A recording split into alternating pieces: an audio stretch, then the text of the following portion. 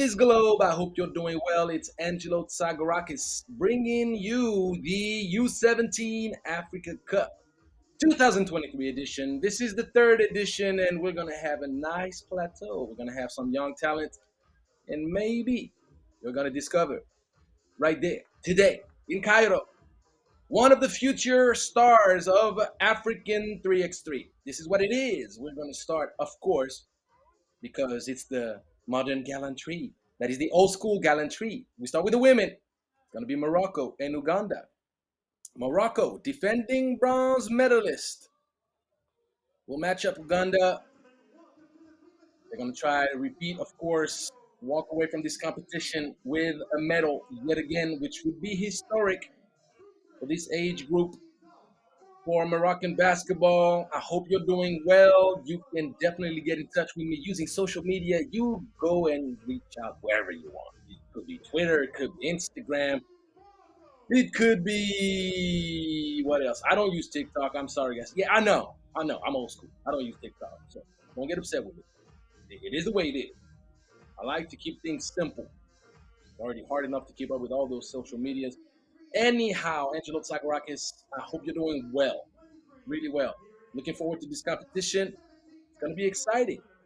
We're going to have five teams in the men's bracket, and we're going to have five teams in the women's bracket. Unfortunately for us, last minute Mali could not make it. So obviously, both ladies and boys won't participate in this competition. Hence, qualifying right away into the semifinals, Algeria and Egypt. Egypt, the defending champs in the women's bracket. Looking forward to see all of that.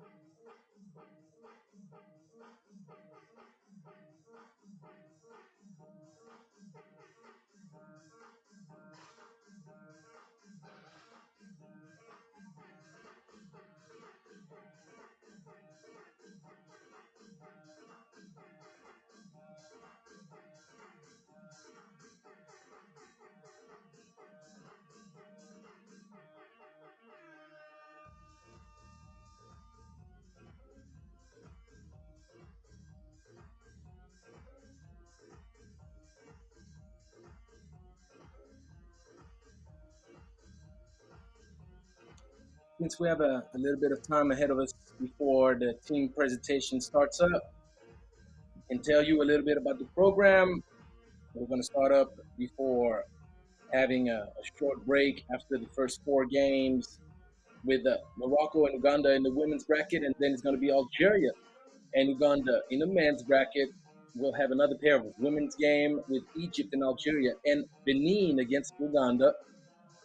We'll have a short break, and then after this, back to the men's bracket with Benin and Uganda, Egypt against Morocco. One last women's pool game with Benin and Morocco, and we'll finish with the last pool game in the men's bracket between Benin and Algeria. After this, another short break, and it's going to be the semifinals. The setup of the bracket is pretty simple. The first two teams of each group will go straight to the semis, no quarterfinals. Obviously, not enough teams to do that, but it's going to be interesting because if you come out alive or full play, already have two chances at a medal. Like those odds, don't you? And obviously, Mali's deflection last minute helps. You see Stefan Monsier right here with the Moroccan delegation.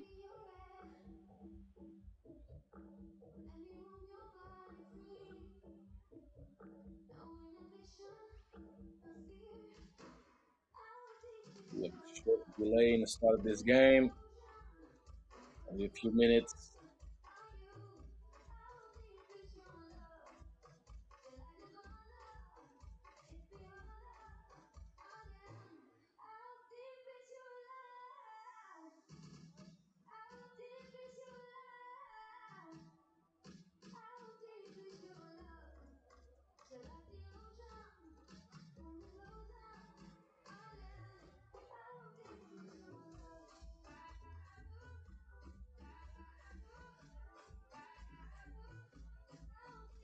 3x3 Blazers in the house.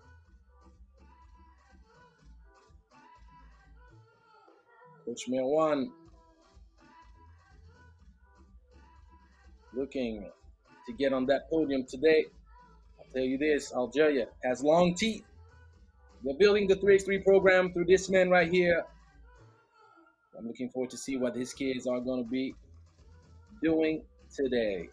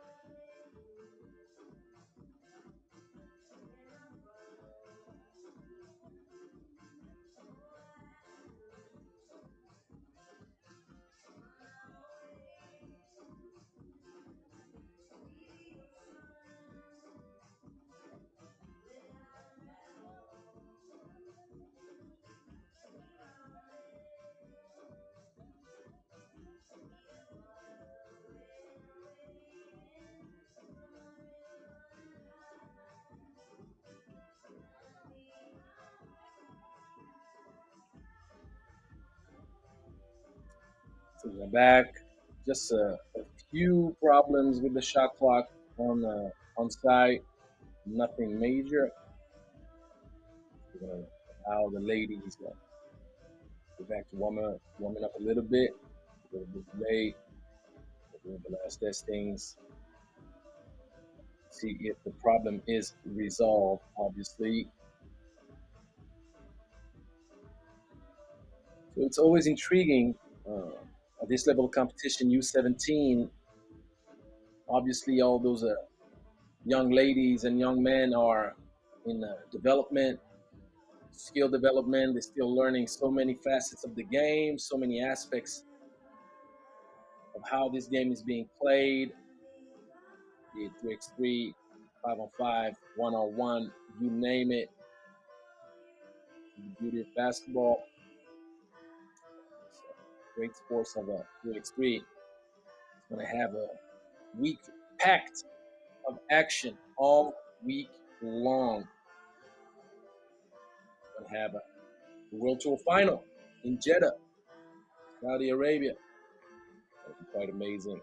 Let's be honest. Tomorrow, right after the Young Bloods get done with today's competition, it's going to be the OGs going at it. The Africa Cup still in Cairo, and it's going to be the open category. What we call open in 3x3 is what you would say more regularly the senior category. It'll be a 3-day competition for the seniors.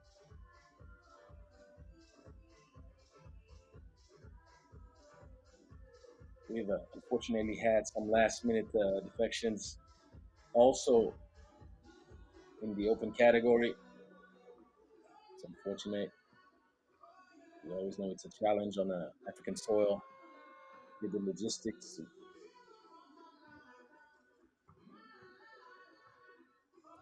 But we see more federations pushing forward with 3x3, getting invested, believing in this, and I am a huge advocate of using 3x3 as the absolute best tool for player development. There's no question about it. The sport is just amazing. You get so many more reps, so many opportunities. You can't hide, nor offensively or defensively. You got to be aggressive at all times. You got to compete.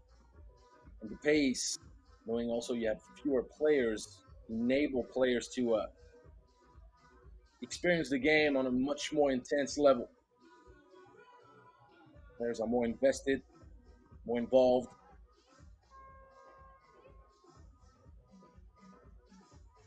And you pretty much got to learn to do everything. And when I say everything, I mean everything. You got to rebound, got to pass, you got to dribble, play against smaller or bigger defenders, both on offense and defense. And most importantly, you got to shoot that thing. That's right. Shooting has always been the biggest part, the key part, the key component in basketball. Let me tell you something in 3x3. If you can shoot that thing, you definitely set yourself up for much greater success.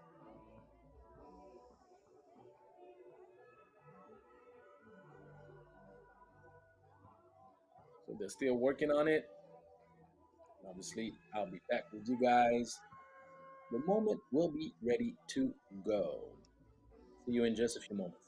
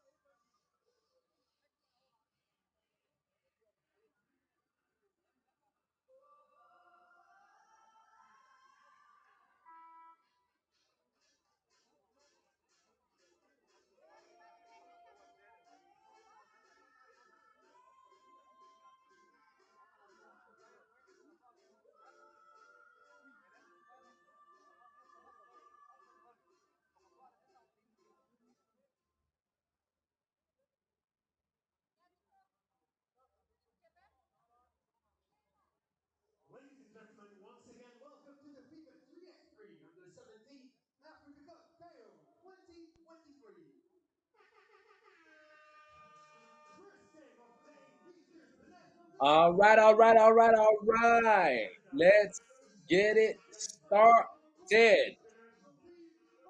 See, we like to tease you a little bit. We like to make you wait, to make you long for what you want most, which is some 3x3 action. We're in a weekend that's going to be fully packed. Fully packed. You got the Africa Cup, you got the America Cup. I'm not trying to play around with words too much, but that's my cup of tea.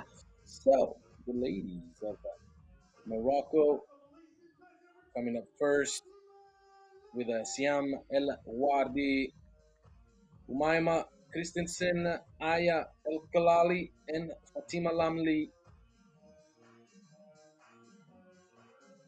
Two of those ladies participated in the U18 World Cup earlier during the year out in Debrecen.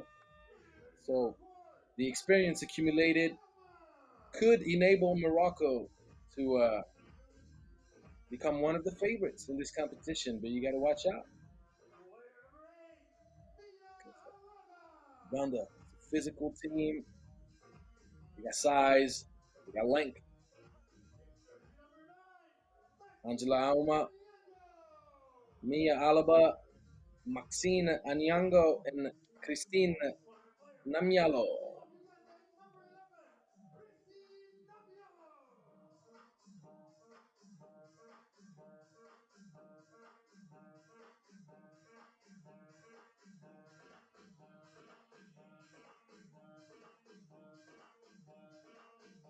So who you got? Who's going to be your personal favorite? Maybe you're going to be rooting for your home country, which I would understand. Trust me, I do the same thing. We out here in the beautiful city of Cairo. The weather is pretty nice. A bit foggy, but it's sunny.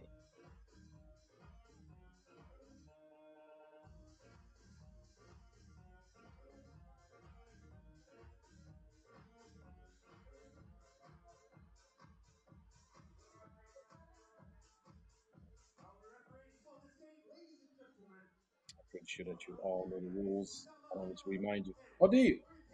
Do you need me to remind you? Obviously, it's a one half court, as you know. It's going to be a 10-minute game unless one of those teams managed to put up 21 points on the board before the end of the time expiration, and that would give an automatic win in case of a tie at the end of the 10 minutes. You get overtime. But the overtime is a bit different than what you used to. It's going to be no game clock, just the shot clock retained. Shot clock is 12 seconds. And whoever scores 2 points first wins the game. So Uganda starts with the ball. Alma ISO, the nice flash. Fortunately, the pass was behind. You got to lead your teammate towards the basket. Right, a little bit short. Namyalo.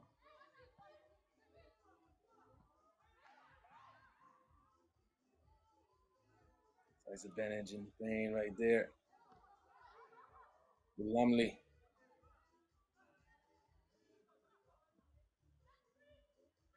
That's one player that could be the difference maker for Morocco. She can shoot it. She can drive. Like Kalali, one of those girls that really left a strong impression. Almost got burned on the back door, but it did active hands.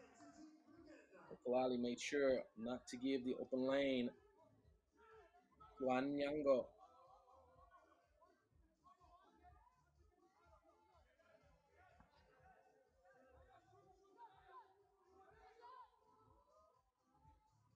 She got it in time.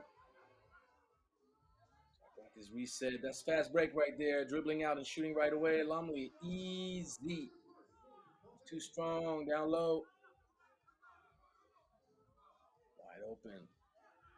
Uganda trying to use the fast break. Lumley and El Kalali misunderstood each other. El Kalali tried to get the ball moving quick, which is always a good idea. You don't want to be stagnant with the ball. It makes life much easier on the defense in 3x3, as the defense also is allowed to be a bit more physical. That's a good shot. Can knock it down, but Nyango needs to keep shooting it, and El Khalali not thinking twice about it. You better get used to it. She's aggressive, and she can knock it down. And obviously, you're going to shoot it at a higher clip in 3x3, so don't get all concerned about misses. Ooh, nice recovery. The block by Christensen. In the long range. The block was from El Wadi, excuse me. Christensen with the long two. The ball moving. Lali fakes. Pulls up mid-range. A bit short. No elevation on that. Get your legs under you. And yes, stepping out of bounds. It's too obvious. Uganda in trouble early.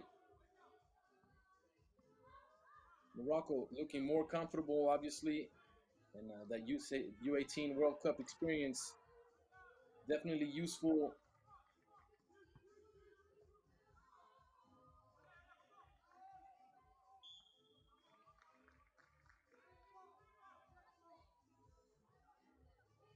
First foul committed. Reminder: no personal fouls in 3x3, only team fouls.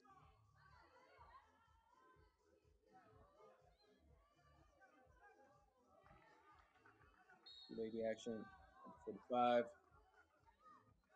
Wardi, short. She was open. You need to take those open shots.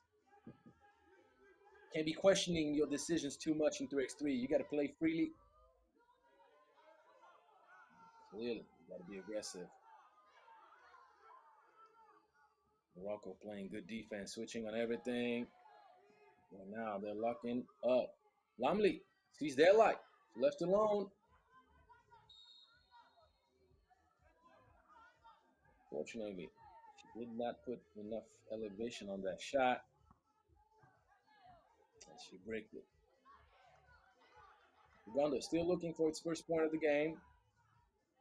It's a nice drive right there. Just when I mention it. Alma.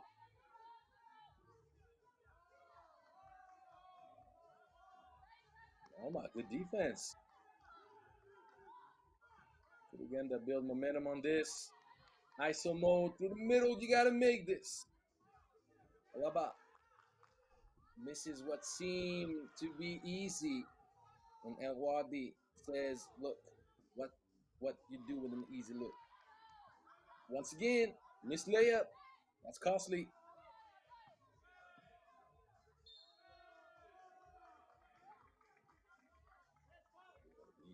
Another foul call. First TV timeout, so we'll have 2 TV timeouts per game. The first one right after the 7-minute mark. The first dead ball after that limit gives you the first TV timeout, and then you'll have one after the 4-minute mark. So right now we are starting on a slow pace. Obviously, it's the U17 women's bracket. It's not going to be as fast as the men's bracket, but Morocco showing, I would say, more understanding of the game of 3x3 so far. Put the ball inside, they attack. They're looking for quick open shots in the fast break, either with the pass or dribbling out. One lady that's been providing a lot of solutions for this Moroccan team so far is Elad Wadi, getting herself another bucket with that free throw. Ooh, yeah. But once again, Uganda missing the finishing touches. Uganda full of good ideas, but the poor execution. Not getting them paid in full.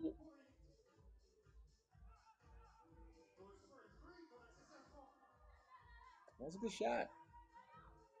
Defensively, Christensen did not believe in this open look. And this one right there. Bang, bang. No hesitation. Kalali got the ball, Give it right to Christensen, going right back at it, sidestepping and knocking it down. Are you kidding me? Umaima.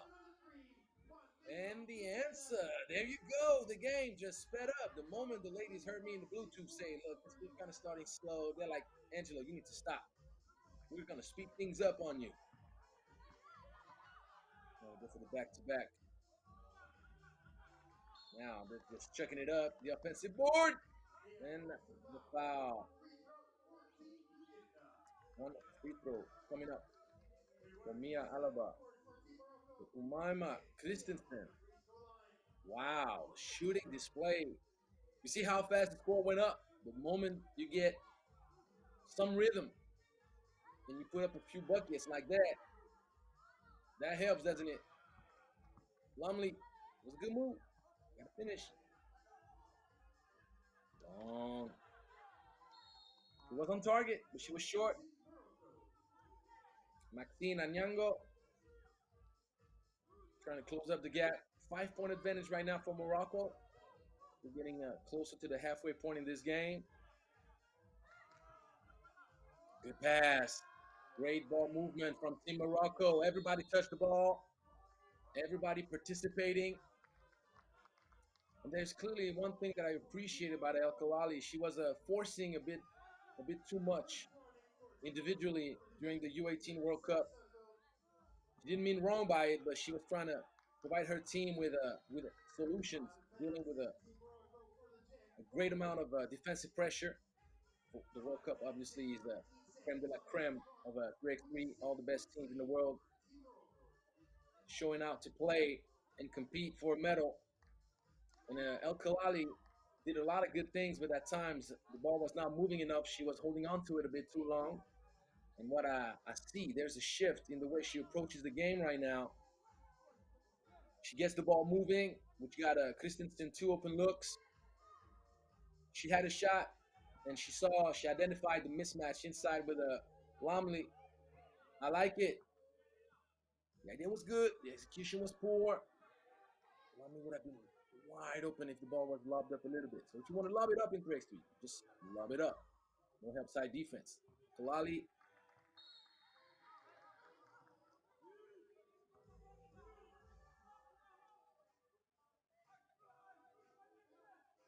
Can't have problems with players going at it at times. The clock is running down fast. If you wait too long, you end up doing a shot clock violation. The push in the back from Siham El Wadi.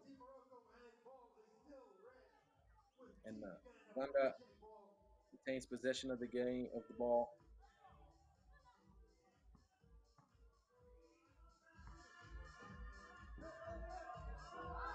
Drives, but she hesitated a little bit. It's going to be a foul. Watch the ball line goes out of bounds. Block. With Team Uganda. It's a block. 5 seconds left on the shot clock. 4 minutes and 41 seconds on the game clock. Nice. See what happened right here. She had the left-hand layup available. The footwork, though, she switched it up to go back to a right-hand finish. That got her in trouble because she had a wide-open layup, but trying to switch hands gave the defense opportunity to come back. Again. Ooh, Khalali. Ooh, El Khalali. The N1. She gave the defense the sauce right there. His cross. Faking the pass, slicing through, finishing. Morocco commanding 7-point lead. Could increase it to 8.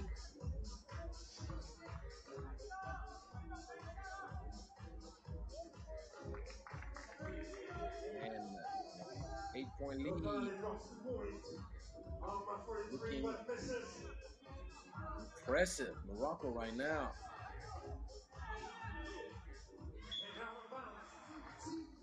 Great defense. You got to appreciate the feistiness, though. Denying the pass. Access denied. Angela Auma earning possession back for her team. Not a bad shot. He's got to knock it down.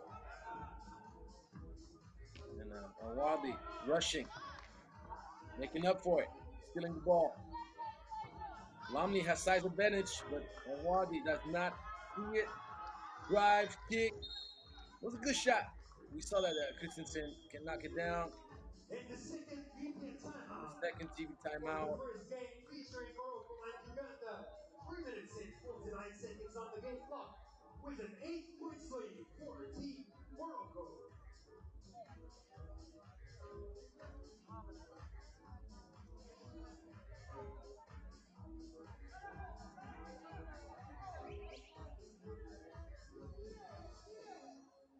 And I see in the left-hand corner right there. Anyo, my man.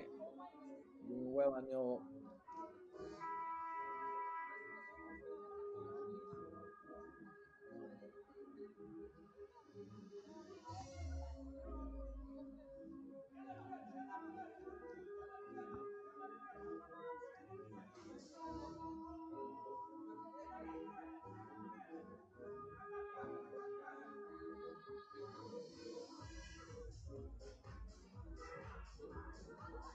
Catch. You know, a lot of trying to make up for that big gap right now. Morocco in control. 280 action at the 45. Well executed. Wow. Strong.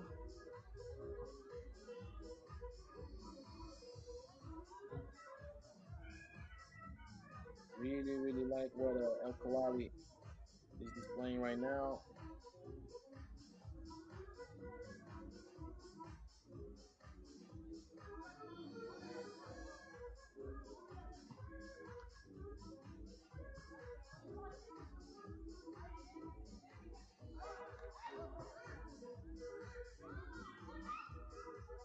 Normally, got her own offensive board. Misses. That's a quick shot.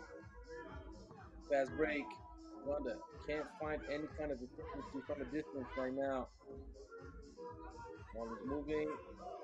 Romney going for the handoff instead of the pick. Kalali misses.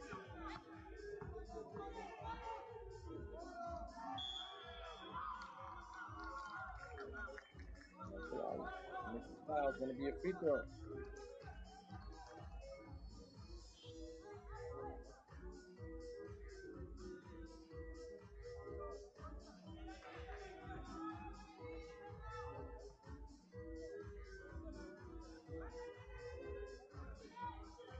Free throw missed. Angela Alma sidestepping once again, and it seems that she needs to sidestep to the left. Oh my. Oh my, Christensen. I don't know if she called glass, but it counts. 10-point lead, Morocco. Just running away with a potential win. That's going to be a major one. Hey. All right, now, you know, I used to be a shooter. You don't know, well, now you know. And I love shooters.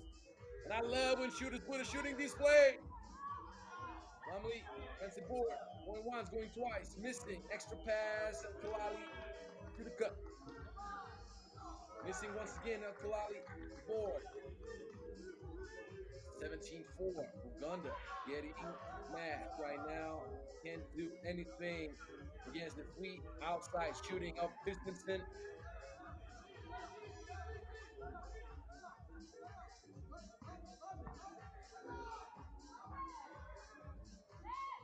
Oh, the fourth. Zero stepping. Ball earned back. With the pace Morocco is going at, we might see the first win of this tournament going before the end of the 10-minute regulation time. We'll see. Hesi, Deadly, El Kalali, swift finish. 18-4, Uganda. 1 foot out of the competition already.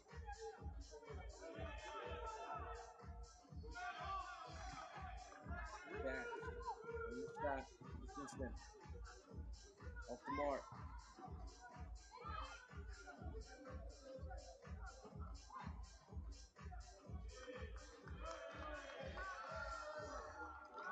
Sidestepping to the left. Ooh, wee! She's a left side stepper. That's the way she goes. The answer, we didn't see it. Oh, Christensen going a bit fast, turns it over. And Uganda desperately needs points. I will explain to you why. Winning is the first thing, obviously. But in case of a three-way tie, whoever scores the most points, there you go. One bucket that could help, but they're starting a little bit too late. Christine Namialo, timeout requested by Morocco. So let me go back to explaining to you the whole situation and how things work in 3x3 when you have a three-way tie. The team with the most points, with the aggregate most points, will go through. And that's the way it goes. There's no head-to-head matchup at that point since it's a three-way tie. But it's not going to be the points differential. What it usually is the difference maker in other competitions. In 3x3, you can lose by a lot of points, but if you beat another team by a lot of points, it's whoever scored the most points. And usually the team that competes at a high level and ends up winning or losing, scoring a lot of points, they find their way into the next round most of the times. So having scored 19 points already, Morocco, knowing they're going to win this game, they are most definitely qualified into the semis. What seed we'll find out soon enough after their matchup against Benin. But in case of Benin beating Morocco, having scored 19 gets them through no matter what. And Uganda, having scored so little points right now, they're dependent on a miracle. They got to beat their next opponent with a crazy margin. Side step into the left. Oh! All right now. All right now. Umaima, what happened? Who made you mad? What a shooting display. Finishing before the 10-minute mark. This lady right here, Maima Christensen. Wow. 4 long range daggers in the heart of Uganda.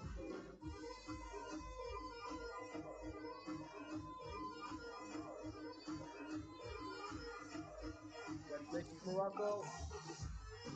And we'll move on to the men's bracket in the game between Algeria and Uganda. Coming right up.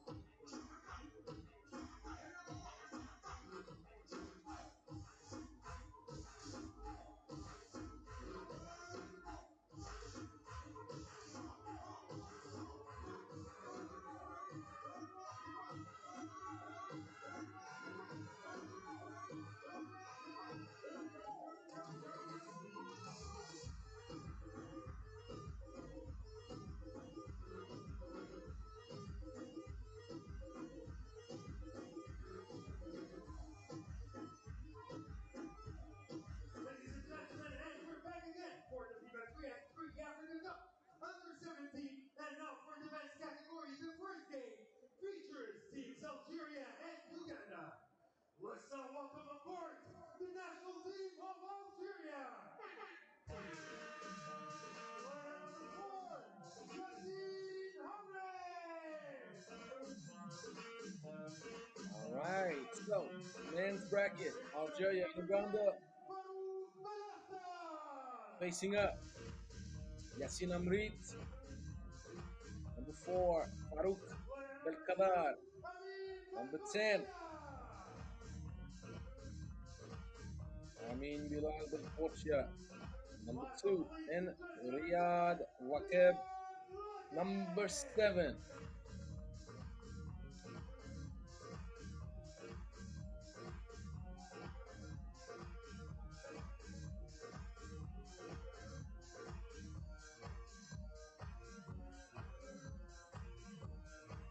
now let's welcome the court, the national team of Uganda.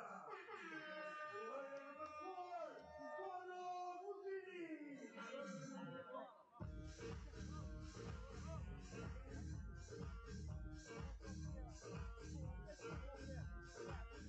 Uganda, Matthew Bono Isaki. Mujuni, number 4. Jersey number 13, Victor Masmos.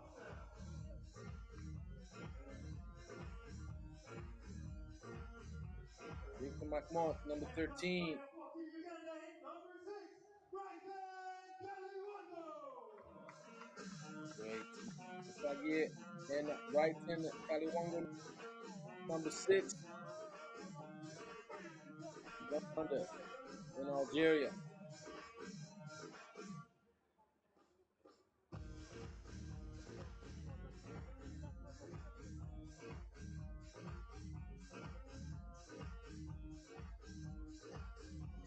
Our referees for this game are from Egypt, Mohamed Yahya Zakaria and Nadia Ezeknawi.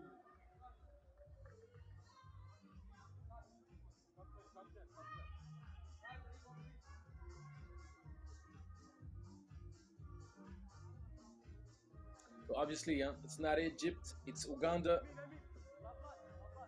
Don't pay attention. It's just some computering mistake that I'm pretty sure they're going to correct soon.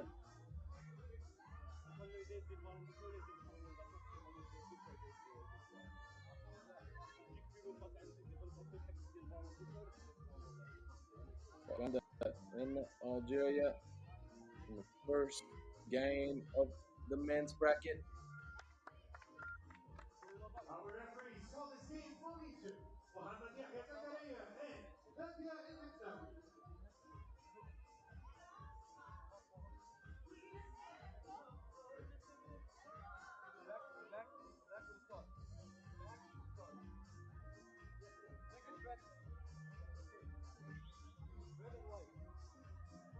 In Pool B of the men's bracket, Algeria, Benin, and Uganda will try to get those 2 tickets.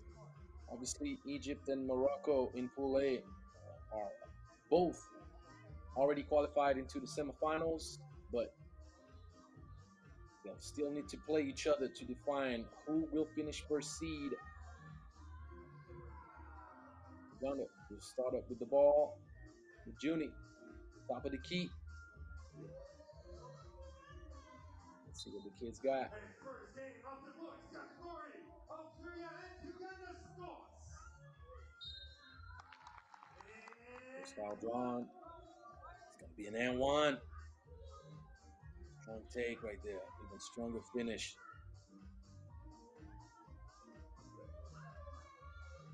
Sakia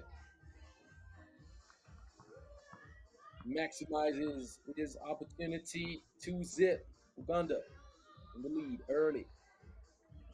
That's a nice take. The speed. Riyad Lakeb does the lead down to 1 quick. Good hands, cookies.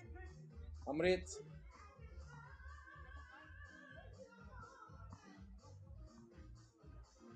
The defense. Lock up. But he stays with it. But the nice crossover left us with a sour taste. With the left hand spoiled finish right there. Gotta like the craftiness.